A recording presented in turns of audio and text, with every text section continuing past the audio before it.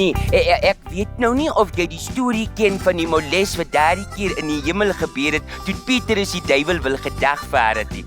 Maar kyk, hallo daar. Ek is Johnny Klein en ek speel in die Pomporgelkonsert Ferdinand Duys se Sandveld stories, saamgestel deur Frans Swart.